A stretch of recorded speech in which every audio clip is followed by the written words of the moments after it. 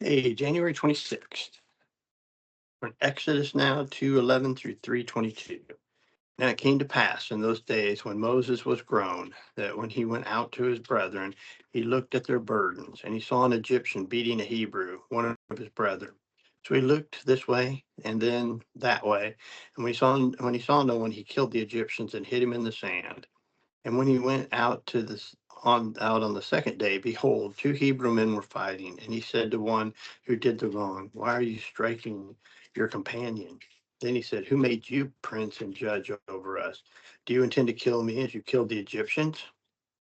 And Moses feared and said, surely this thing is known. When Pharaoh heard of the matter, he sought to kill Moses. But Moses fled from the face of Pharaoh and dwelt in the land of Midian, and he sat down by a well. Now the priest of Midian had 7 daughters, and they came and drew water, and they filled the troughs and went to their father's flock. Then the shepherds came and drove them away, but Moses stood up and helped them and watered their flock. When they came to Reuel, their father, he said, how is it that you have come so soon today? And they said, an Egyptian delivered us from the hand of the shepherds, and he also drew enough water for us and watered the flock. So he said to his daughters, and where is he? Why is it that you have left the man? Call him that he may eat bread.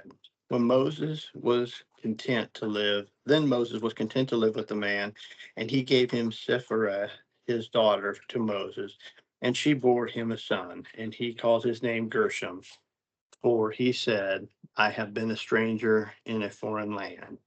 Now it happened in the process of time that the king of Egypt died. Then the children of Israel groaned because of their bondage, and they cried out, and their cry came up to God because of their bondage. So God heard their groaning, and God remembered his covenant with Abraham, with Isaac, and with Jacob. And God looked upon the children of Israel, and God acknowledged them. Now Moses was tending the flock of Jethro, his father-in-law, the priest of Midian, and he led the flock to the back of the desert and came to Habor, the mountain of God. And the angel of the Lord appeared to him in a flame of fire in the midst of the bush. So he looked, and behold, the bush was burning with fire, but the bush was not consumed. Then Moses said, I will now turn aside and see this great sight, why the bush does not burn. So when the Lord saw that he turned aside, God called him from the midst of the bush and said, Moses, Moses. And he said, here I am. Then he said, do not draw near this place. Take your sandals off your feet, for the place where you stand is holy ground. Moreover, he said, I am the God of your father, the God of Abraham, the God of Isaac, and the God of Jacob. And Moses hid his face, for he was afraid to look upon God. And the Lord said, I have surely seen the oppression of my people who are in Egypt, and have heard their cry because of their taskmasters, for I know their sorrows. So I have come down to deliver from the hand of Egypt, the Egyptians, and I bring them up from the land to a good and large land, to a land flowing with milk and honey, to a place of the Canaanites and the Hittites and the Amorites and the Perizzites and the Hivites and the Jebusites. Now, therefore, behold, the cry of the children of Israel have come to me, and I have also seen their oppression, what the Egyptians oppress them. Come now, therefore, I will send you to Pharaoh, that you may bring my people, the children of Israel, out of Egypt. But Moses said to God, who am I that I should go to Pharaoh, that I should bring the children of Israel out of Egypt? And he said, I will certainly be with you, and this shall be a sign to you that I have sent you. When you have brought the people out of Egypt, you shall serve God on this mountain. And Moses said to God, indeed, when I come to the children of Israel and say to them, the God of your father has sent me to you, and they say to me, what is his name? What shall I say to them? And God said to Moses, I am who I am. And he said, thus you shall say to the children of Israel, I am has sent me to you. Moreover, God said to Moses, thus you shall say to the children of Israel, the Lord God of your fathers, the God of Abraham, the God of Isaac, and the God of Jacob, has sent me to you. This is my name forever, and this is my memorial for all generations. Go and gather the elders of Israel together and say to them, the Lord your God, the Lord God of your fathers, the God of Abraham, the God Abraham, of Isaac, and of Jacob, appeared to me, saying, I have surely visited you and seen what is done to you in Egypt. And I have said, and I will bring you up out of the affliction of Egypt to a land of the Canaanites, a land of Hittites and Amorites and Perizzites and Hivites, and to the Jebusites, to a land flowing with milk and honey. Then they will heed your voice, and you will come to the, and you will come, and you shall come, you and the elders of Israel, to the king of Egypt, and you shall say to him, the Lord God of the Hebrews has met with us, and now please let us go a 3 days journey into the wilderness, that we may sacrifice to the Lord our God. But I am sure that the king of Egypt will not let you go, not even by a mighty hand. So I will stretch out my hand and strike Egypt with all my wonders, which I will do in its midst. And after that, he will let you go.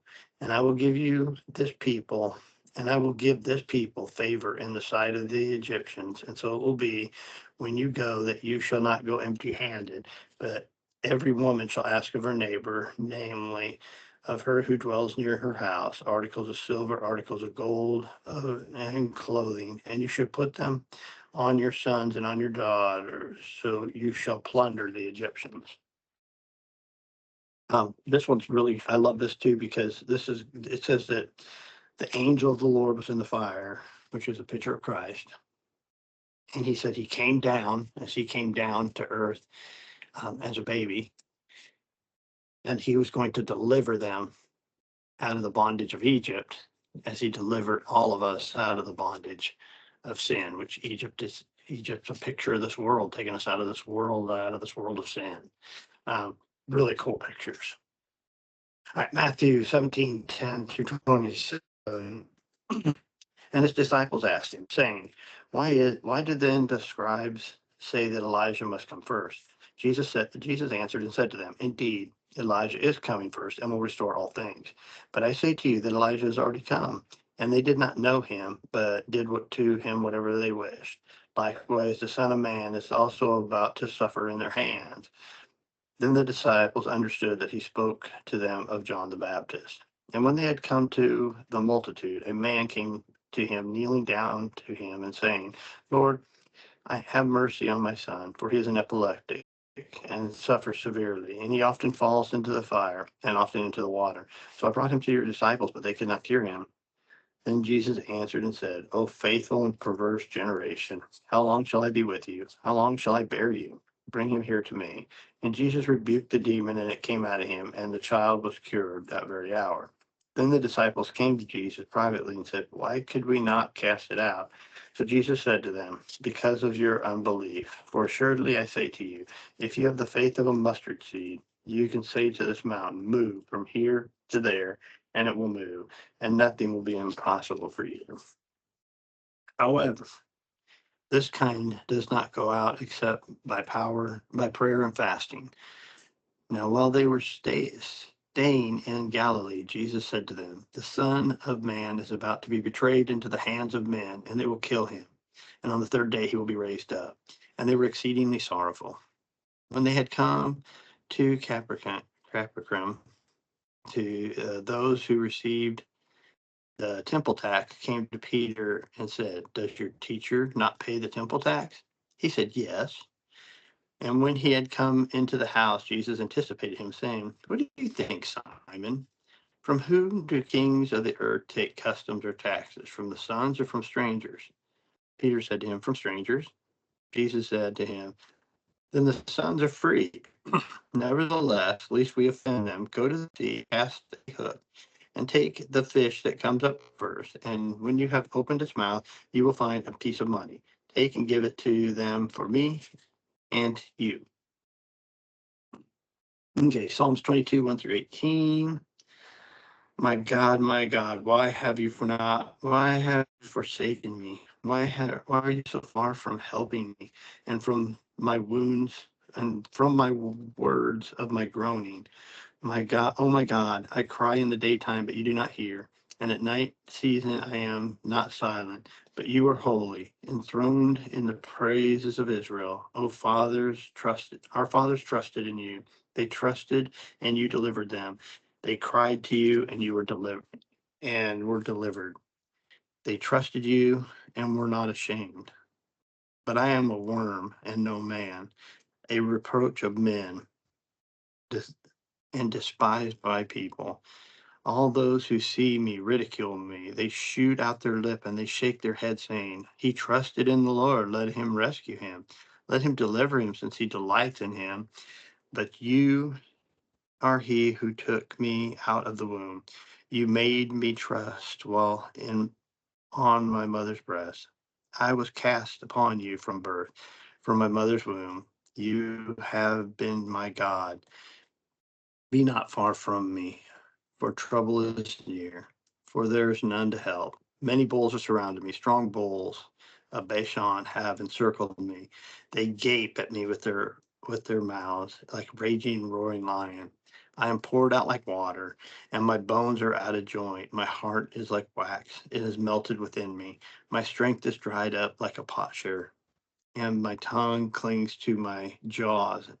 You have brought me to the dust of death. For dogs have surrounded me. The congregation of the wicked has enclosed me. They pierced my hands and my feet. I can count all my bones. They look at me, they look and stare at me. They divide my garments among them, and my clothing cast as lots. Wow, Psalms 22 is an incredible picture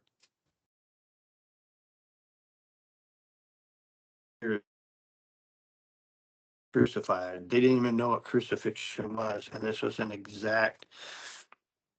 um, an exact picture of what crucifixion was. And when it starts, my God, why have you forsaken me? That's what Jesus said on the cross. And from there, it just goes on to prove to keep going that his people that his people got rid of him. It also goes on to say, "You took me out of my mother's womb. You make me trust while my mother's breast." Talked about, it didn't say anything about dad God, because it was a virgin birth and Jesus was the Son of God. And then when it goes down to I'm poured out like water. My bones are out of joint, which is a picture of crucifixion because it stresses and that stretches and that's part of the torture that crucifixion does. My heart's like wax. Um, it's melted inside me. The stress of the heart after he was beaten. My strength is dried up. My tongue clings to my jaws because he's thirsty. You brought me to the dust of death. Um, And it goes down too. It says, I can count my bones. They look and stare at me. They divide my garments among them and and for my clothing, they cast lots, which is exactly what they did. They divided them out. They didn't want to rip the main garment. And so the soldiers cast lots for his garment. So, um, wow. Uh, Incredible psalm. All right. Proverbs 5:7-14. Therefore, hear me now, my children. Do not depart from my words of my mouth. Remove your way far from the immoral woman, and not go near her door of her house.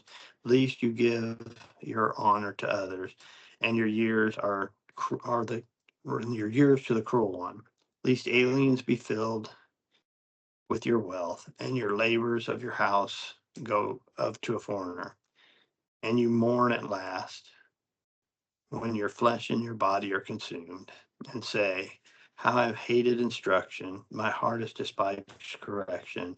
I have obeyed the voice of my teachers. I have not obeyed the voice of my teachers, nor inclined my ear to those who instructed me. I was on the verge of total ruin in the midst of the assembly and congregation. All right. We'll see y'all tomorrow.